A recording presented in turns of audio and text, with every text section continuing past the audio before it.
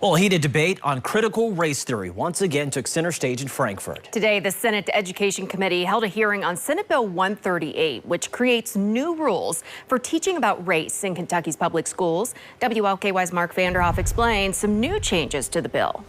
Senate Bill 138 doesn't actually have the phrase critical race theory anywhere in the bill, and a committee substitute that recently came out is considerably less restrictive than the original version. Nonetheless, many critics still worry this will stifle an honest discussion about race in America. I want to ask you, let's go through these questions. What's the title of this map? Malia.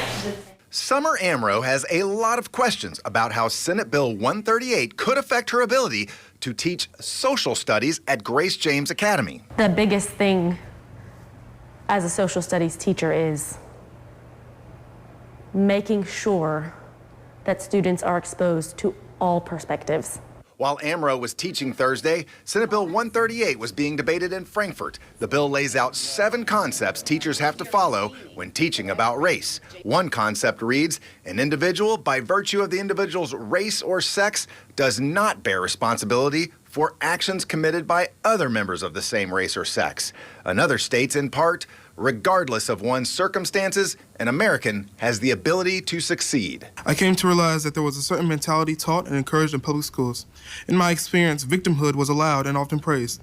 This could lead to students feeling like they are not able to achieve their best. The bill's sponsor, Senator Max Wise, says the latest version changes some of the language that drew the most concern, such as requiring discussions on controversial topics or race to be, quote, impartial. As someone who's taught in the educational classroom before, I welcome those discussions. Still, many spoke against the bill Thursday. Contrary to its cited name, this bill's goals are not to teach American principles, but to create a curriculum that is insufficient and whitewashed. And questioned the intent. I don't know why we create this boogeyman of critical race theory, and now we're buying into that here in Kentucky, because we don't teach critical race theory.